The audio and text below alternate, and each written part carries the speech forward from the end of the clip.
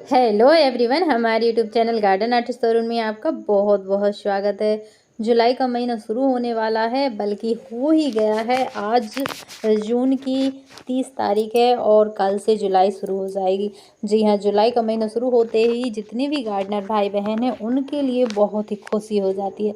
साथ ही साथ जो नए बिगनर्स हैं, जो जिन लोगों ने अभी अभी अपने गार्डन का काम शुरू किया है, जो नए नए पौधे लगा रहे हैं, उनके लिए ये वीडियो बहुत यूज़फुल हो सकती है।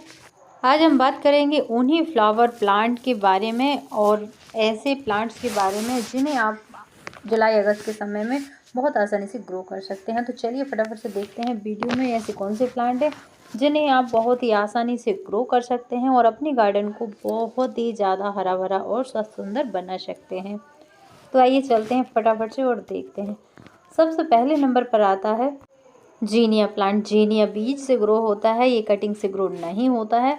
हो सकता है किसी ने ग्रो किया हो, लेकिन मैंने कई बार ग्रो करने की कोशिश की है। कटिंग से ये ग्रो नहीं हो पाता और बीज से बहुत ही आसानी से ग्रो हो जाता है।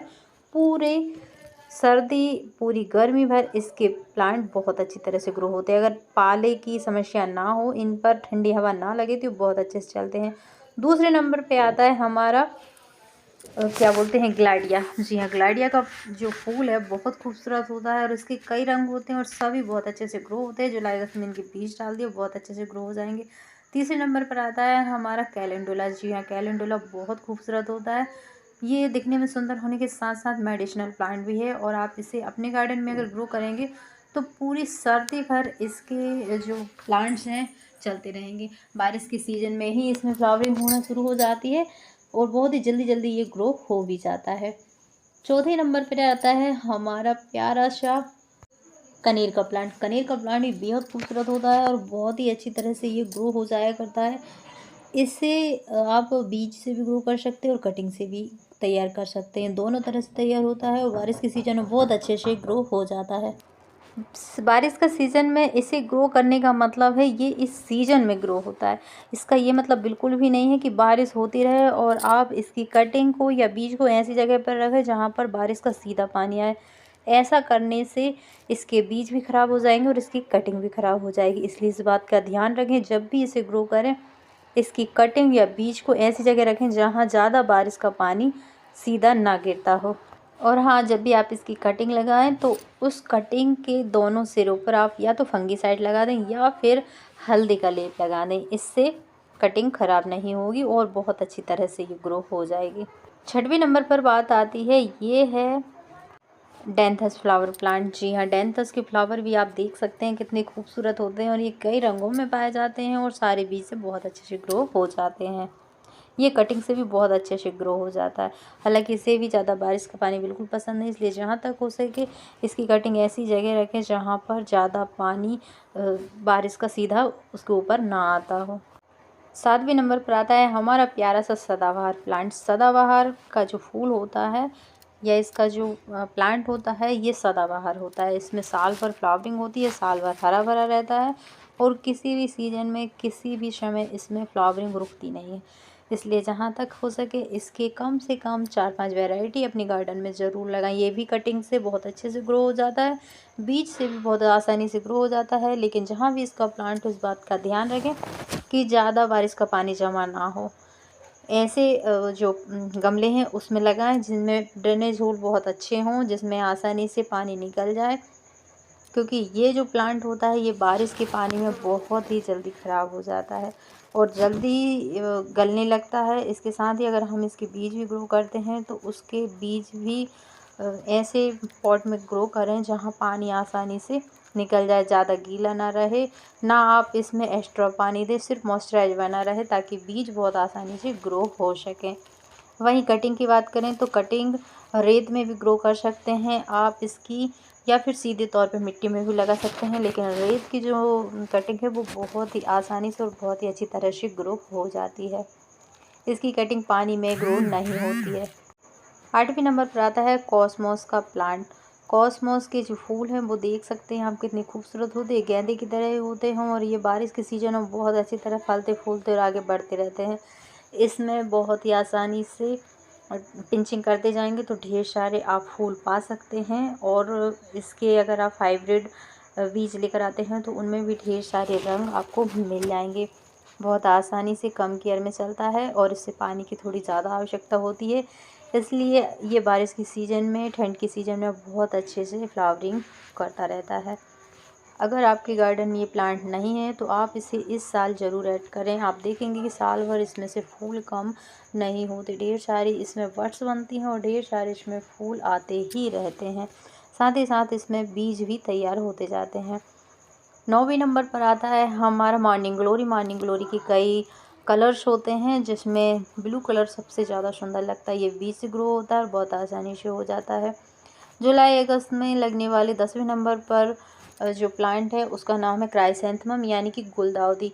गुलदाउदी की आप कटिंग लगाएं या फिर बीज ग्रो करें, दोनों ही बारिश की सीज़न में बहुत आसानी से ग्रो हो जाएंगे। जब भी इसकी कटिंग लगाएं 5-6 इंच की कटिंग लें, नीचे के पत्ते रिमूव करें और उन्हें आसानी से किसी भी मिट्टी में आप लगा दीजिए, बहुत अच्छे से ग्रो हो जाएगी। और इसके बाद रेगुलर जब तक इसमें बड्स ना बनने लगे, जब तक कलियां ना बनने लगे, इनको पिंचिंग करते रहें, कट करते रहें, ताकि इसमें नई नई ब्रांच निकलें और उनमें नई नई बड्स और ढेर सारी बड्स बनती रहें। आप देखेंगे गुलदाउदी एक ऐसा प्लांट है जो बहुत ही ज़्यादा फ्लावरिंग देता है और इसका एक प्लांट कम से कम 1 महीने तक फूल इसमें खिले रहते हैं। 11वें नंबर पर आता है हमारा क्राउन ऑफ थ्रोन्स। ये भी बेहद खूबसूरत होता है और बारिश के सीज़न में इसकी आप कटिंग तैयार कर सकते हैं। थोड़ी थोड़ी इसका ये जो प्लांट है इसमें से थोड़े थोड़े कट लगाकर आप उन्हें नीचे ज़मीन में लगा दीजिए, मिट्टी में लगा दीजिए, बहुत अच्छे से ग्रो हो जाता है। ये ज़्यादा पानी पसंद नहीं करता है, इसलिए बारिश के सीज़न में से ऐसी जगह रखें जहाँ कम पानी आता हो। 12वें नंबर पर आता है हमारा धतूरे का प्लांट। धतूरे के जो फूल होते हैं बेहद खूबसूरत होते हैं। जुलाई अगस्त में इसमें ढेर सारी फ्लावरिंग होती है और इस समय इसका ग्रो होने का बहुत ही अच्छा सीजन है।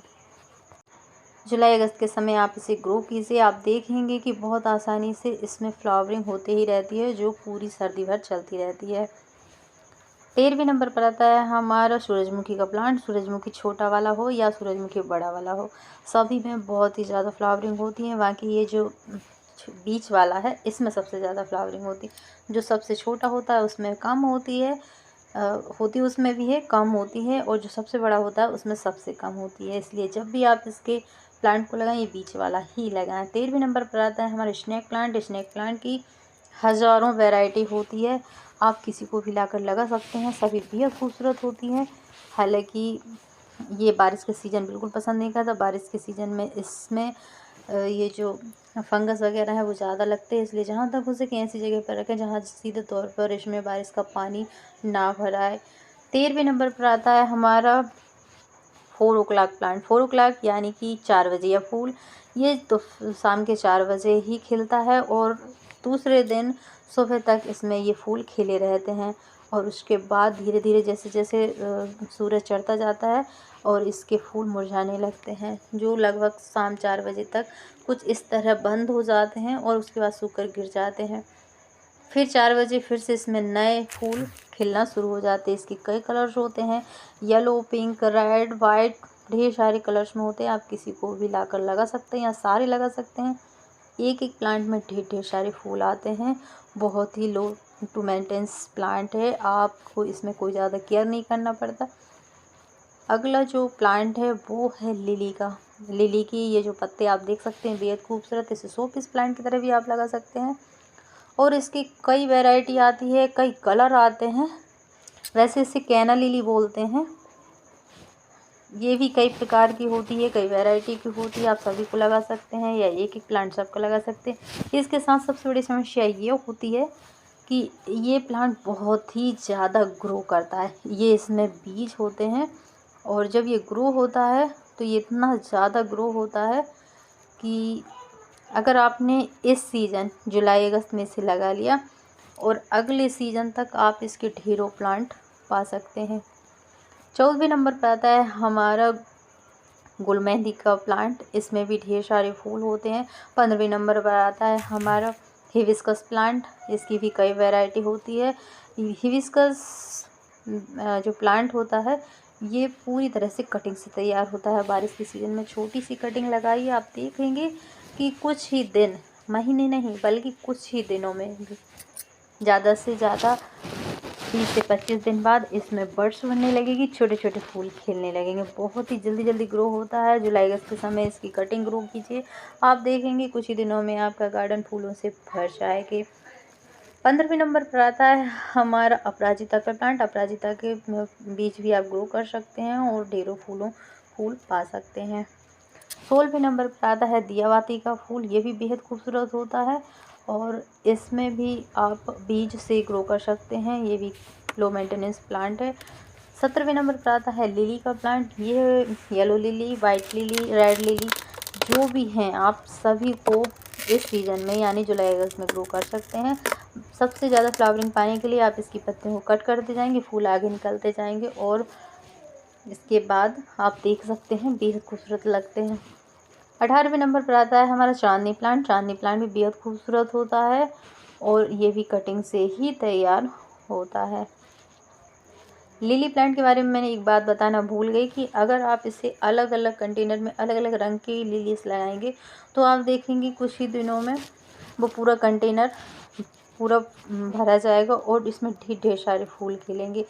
इस लिली के फूल को प्लांट में से फूल को अगर हम तोड़ेंगे नहीं तो इसमें बीज बनना स्टार्ट हो जाते हैं और बीज को आप स्टोर करके रख सकते हैं और अगले साल ढेर सारे प्लांट बना सकते हैं। वैसे इसमें प्याज की तरह छोटी सी नीचे जो बल्ब होते हैं वो होते हैं और वो भी बढ़ते जाते हैं। आप इन्हें दो तरह से ग्रो कर सकते हैं, बीज बनाकर और बल्ब के थ्रू। अगर आपके पास ये ज़्यादा हो जाए तो आप अपने किसी रिश्तेदार, मित्र या फिर पड़ोसियों को भी दे सकते हैं और ये पूरी बारिश भर इसी तरह खिलते रहेगा। हालांकि लिली का प्लांट जो होता है कुछ एक सर्दी के महीनों को छोड़कर पूरे साल भर फ्लावरिंग होती रहती है। इसमें इसके जो भी बीज बनते हैं उसे आप अगर कट करते जाएंगे तो इसमें आप फ्लावरिंग देखेंगे बहुत ज़्यादा देखने को मिलेगी। 19वें नंबर पर आता है हमारे इक्ज़ोरा प्लांट। इक्ज़ोरा की कई वैरायटी होती है, रेड है, पिंक है, वाइट, येलो, ढेर सारी वैरायटी होती है। आप किसी को भी कटिंग के द्वारा तैयार कर सकते हैं। हालांकि ये बीज से तैयार नहीं होता, कटिंग से ही तैयार होता है। कटिंग को आप रेत में लगा सकते हैं या फिर सीधे तौर पर मिट्टी में लगा सकते हैं। ऐसी जगह रखें जहाँ बारिश का सीधा पानी इसके गमले में ना भरा है। 20वें नंबर पर आता है हमारा गेंदे का प्लांट और गेंदा बेहद खूबसूरत होता है। ये भी दो प्रकार का होता है, एक जाफरी मैरीगोल्ड होता है और एक ये अफ्रीकन मैरीगोल्ड होता है। ये अफ्रीकन मैरीगोल्ड है और आप देख सकते हैं कितना खूबसूरत ये फूल होता है, कितना घना होता है और इसके बीज भी ढेर सारे निकल आते हैं एक ही फूल में। आप चाहें तो इसे कटिंग से भी तैयार कर सकते हैं या फिर बीज से भी इसके ढेरों प्लांट तैयार कर सकते हैं। जुलाई अगस्त के समय आप इसकी कटिंग काट के लगा दीजिए, आप देखेंगे चाहे रेत में लगाएं या फिर आप मिट्टी में लगाएं सभी बहुत ही आसानी से ग्रो हो जाएंगे। इसी तरह जाफरी मैरीगोल्ड के बीज भी ग्रो कर सकते हैं या फिर कटिंग से तैयार कर सकते हैं। दोनों ही तरह से ये तैयार हो जाते हैं। जिस तरह वो वाले मैरीगोल्ड की ढेर सारी वैरायटी होती है, ठीक इसी तरह जाफरी मैरीगोल्ड की भी ढेर सारी वैरायटी होती है। कई कलर होते हैं और सभी का ग्रो करने का तरीका एक ही है, कटिंग और बीज दोनों तरह से ही तैयार होते हैं। 21वें नंबर पर आता है कोरियोप्सिस प्लांट। जी हाँ, ये भी बेहद खूबसूरत दिखता है। आप देख सकते हैं कितना सुंदर इसका प्लांट है और इसे बहुत आसानी से आप ग्रो कर सकते हैं, लेकिन ये बीज से ही ग्रो हो सकता है या फिर इसकी जड़ में से नए नए प्लांट निकलते हैं, उन्हें आप रिपोर्ट करके नया प्लांट तैयार कर सकते हैं। तो ये थे 20+ बी प्लांट जिन्हें आप जुलाई अगस्त में कटिंग से या बीज से तैयार कर सकते हैं और देख सकते हैं कितने खूबसूरत हैं ये प्लांट। तो ये थी हमारी आज की वीडियो। आपको हमारी वीडियो कैसी लगी हम कमेंट करके ज़रूर बताएं। स्वस्थ रहें, खुश रहें, मस्त रहें। फिर किसी नई वीडियो में किसी नए टॉपिक के साथ, तब तक के लिए नमस्कार। Thanks for watching.